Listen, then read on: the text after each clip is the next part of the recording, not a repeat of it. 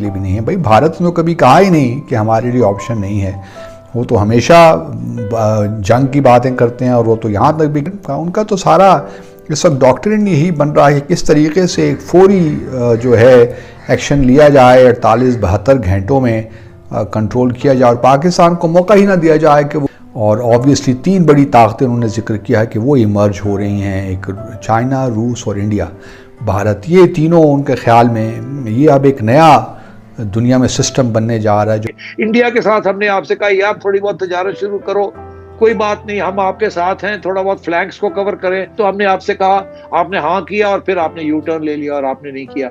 वहां हम कह रहे थे कि जी हम नॉर्मलाइज करना चाह रहे हैं, हम जियो इकोनॉमिक्स करना चाह रहे हैं, और आपने ना नॉर्मलाइज किया और ना किया। और ये बात तो हमारी गवर्नमेंट कई बार से बोल चुकी है कि हम लेंगे। अभी कोई एग्रेसिव पोस्चर नहीं है, हालांकि मोदी गवर्नमेंट को पता भी नहीं लगता है किस दिन एग्रेसिव हो जाती है। तो वो हो सकता है कि एग्रेसिव होगी, तो फिर उसके बाद तो पाकिस्तान के बस का नहीं होगा संभालना। तो अभी आपने बोला है ना कि पता नहीं चलता है हुकूमत का, तो ये आपने बिल्कुल देखी है। बिल्कुल सही मैम, मैं ये बात ऑन रिकॉर्ड बोल रहा हूँ कि मोदी गवर्नमेंट जिस दिन एग्रेसिव होगी पाकिस्तान संभालने।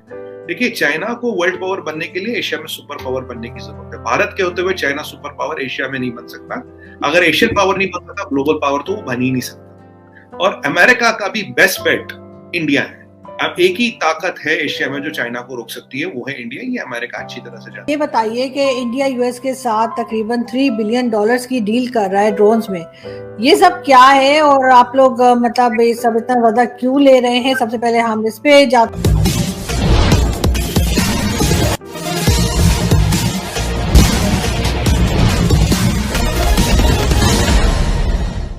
पाकिस्तानी मीडिया भारतीय सेना के उस प्लान से खौफ में है जिसमें यह बताया गया है कि भारतीय सेना मात्र 72 घंटे के अंदर ही पीओके और गिलगित बल्तिस्तान को वापस ले सकती है और इस दौरान पाकिस्तानी सेना को हिलने का मौका तक नहीं देगी। इस संबंध में आगे की चर्चा सुनते हैं। के लिए भी नहीं है। भाई भारत ने तो कभी कहा ही नहीं कि हमारे लिए ऑप्शन नहीं है। वो तो हमेशा जंग की बातें करते हैं और वो तो यहाँ तक भी कहते हैं कि हम जंग के ज़रिए ही आज़ाद जम्मू और कश्मीर को भी लेंगे। और वो इसीलिए जो वो तैयारी भी कर रहे हैं। अगर आप उनके डॉक्ट्रिन देखें, जो जॉइंट आर्म फोर्सेस डॉक्ट्रिन है, जो कि बेस्ड है कोल्ड स्टार्ट डॉक्ट्रिन का, उनका तो सारा इस वक्त डॉक्ट्रिन यही बन रहा है कि किस तरीके से एक फौरी जो है एक्शन लिया जाए, 48-72 घंटों में कंट्रोल किया जाए और पाकिस्तान को मौका ही ना दिया जाए कि वो जो है न्यूक्लियर जो है ऑप्शन इस्तेमाल कर सके। तो हमें खुदारा ऐसी बातें नहीं करनी चाहिए और फिर दुनिया में भी क्रेडिबिलिटी आपकी नहीं रहती। एक तरफ तो आप कहते हैं कि कश्मीर जो है न्यूक्लियर फ्लैश पॉइंट है, दूसरी तरफ आप ये कह रहे हैं कि जंग ऑप्शन नहीं है। तो दुनिया किस पे यकीन करे? वो भी कहती हैं यार ये लोग तो वैसे ही हैं, सिर्फ भड़के मारते हैं, इनको कुछ पता नहीं है क्या हो रहा है और कैसे होने चाहिए। तो मेरी इस्तिता यही है वज़ीर आज़म से कि हम जानते हैं कि भारत S-400 पे भी और जो ऑयल उसने मंगवाया इंपोर्ट किया रूस से, तो अमेरिका इस वक्त किसी मूड में नहीं है कि वो भारत पे सैंक्शंस लगाए, काटसा की countering American adversaries through sanctions act के तहत।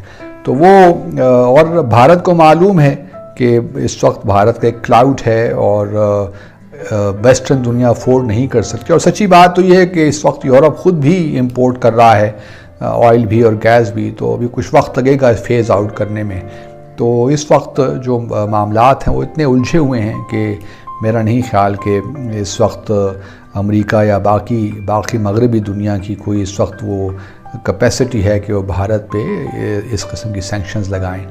एक और बड़ी इंटरेस्टिंग चीज़ सामने आई पिछले दिनों दोस्तों के जो फ्रांसीसी सदर हैं उन्होंने मिस्टर मैक्रोन, उन्होंने और ऑब्वियसली 3 बड़ी ताकतें उन्होंने जिक्र किया है कि वो इमर्ज हो रही हैं, एक चाइना, रूस और इंडिया, भारत। ये तीनों उनके ख्याल में ये अब एक नया दुनिया में सिस्टम बनने जा रहा है जो क्या। और ये बात तो हमारी गवर्नमेंट कई बार से बोल चुकी है कि हम लेंगे। अभी कोई एग्रेसिव पोस्चर नहीं है, हालांकि मोदी गवर्नमेंट को पता भी नहीं लगता है किस दिन एग्रेसिव हो जाती है। तो वो हो सकता है कि एग्रेसिव होगी, तो फिर उसके बाद तो पाकिस्तान के बस का नहीं होगा संभालना। तो अभी आपने बोला है ना कि पता नहीं चलता है हुकूमत का, तो ये आपने बिल्कुल बिल्कुल सही मैम। मैं ये बात ऑन रिकॉर्ड बोल रहा हूँ कि मोदी गवर्नमेंट जिस दिन एग्रेसिव होगी पाकिस्तान संभाल नहीं पाएगा उसको, उस दिन वो पीए के लेके रहेगी। ये आप फिर से मुझसे बुलवा लीजिए, I will repeat it at least 100 times. लेकिन मोदी गवर्नमेंट अभी इस मूड में नहीं है, बिल्कुल सच है, क्योंकि हमने 1971 के बाद पहली बार देखा है कि इंडियन प्लेन्स ने बॉर्डर क्रॉस किया, एलओसी नहीं, बॉर्डर क्रॉस किया और पाकिस्तान में जाकर के अटैक करके आए। तो ये एक बहुत एग्रेसिव पोस्टर था और मोदी गवर्नमेंट कर सकती है इसमें कोई, कि पाकिस्तान ऑक्यूपाइड कश्मीर हमारा पार्ट है और वो हम लेके रहेंगे। इंडिया की जो लॉन्ग स्टैंडिंग पॉलिसी है, हमारा स्टैंड उससे ऊपर जो इंस्ट्रूमेंट ऑफ एक्सेशन है उसमें पूरे जम्मू और कश्मीर की बात है।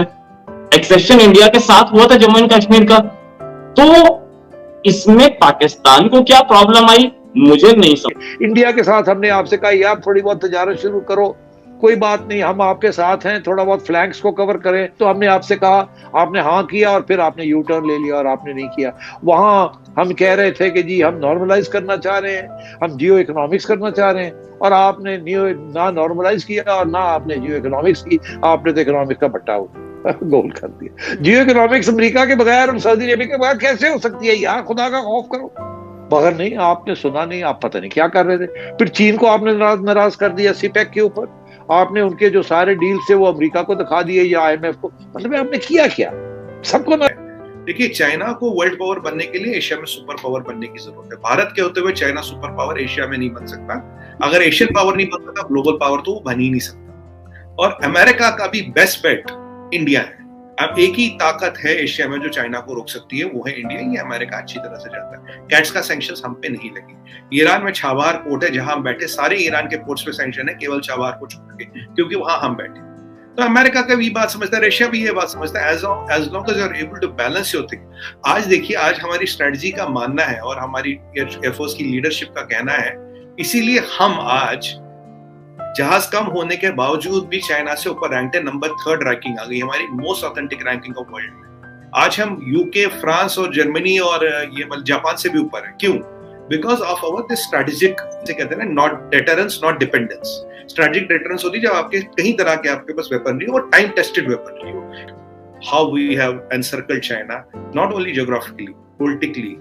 पाकिस्तान अपने आर्थिक हालात को देखते हुए उसने भारत के साथ सीमा पर शांति समझौता कर लिया था और वह पिछले 2 साल से जारी है। लेकिन इसी बीच पाकिस्तान यह भी कोशिश किया था कि अफगानिस्तान में जब तालिबानियों की सरकार आ जाएगी तो उसने तालिबानियों को बड़ा मदद किया था और तालिबानियों के सरकार को अफगानिस्तान में आने के बाद पाकिस्तान में जश्न भी मनाया जा रहा था।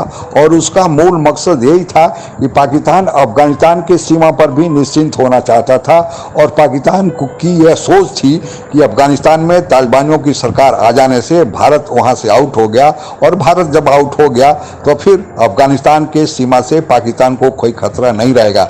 लेकिन हो रहा है उल्टा, भारत फिर अफगानिस्तान पहुंच गया और तालिबानियों से भारत के संबंध फिर बनने शुरू हो गए।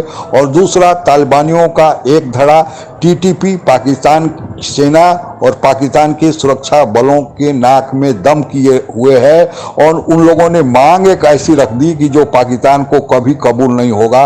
उन्होंने पाकिस्तान के चौथे प्रांत खैबर पख्तूनख्वा को अफगानिस्तान में शामिल करने की शर्त रख दी है और इस शर्त अगर पाकिस्तानी सरकार मानती है तभी वे पाकिस्तान से समझौता करेंगे, पाकिस्तान में आक्रमण अपना बंद कर देंगे।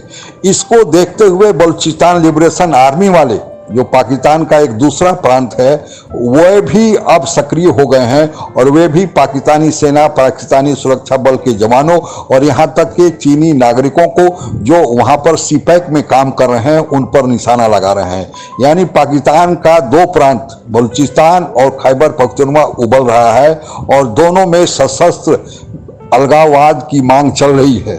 पाकिस्तान को यह डर बना रहता है कि ये दोनों संगठन कहीं न कहीं भारत से जुड़े हुए हैं, बीएलए और टीटीपी। कहीं भारत इनकी मदद से पाकिस्तान और भारत के सीमा से कहीं आक्रमण न कर दे, दबाव न बना दे, तो फिर पाकिस्तान के लिए जीना मुश्किल हो जाएगा, क्योंकि पाकिस्तान के पास आज इतना पैसा नहीं कि वह युद्ध का मार झेल सके। पाकिस्तान को तो अपने नियमित खर्चे को चलाने के लिए, पाकिस्तानी सेना के रख रखाव के लिए भी पैसा नहीं है। अगर कर्ज न मिले तो पाकिस्तान तो सांस भी नहीं ले सकता। और आज स्थिति यह है कि पाकिस्तान को कोई कर्ज देने वाला नहीं है, और यह पाकिस्तान के गलत विदेश नीति का कारण बना हुआ है। इसी कारण ऐसा हुआ है। इमरान खान ने सारे देशों से संबंध खराब कर लिए थे। अब वहां शहबाज शरीफ प्रधानमंत्री आए हैं और वे संबंधियों को ठीक करना चाहते हैं।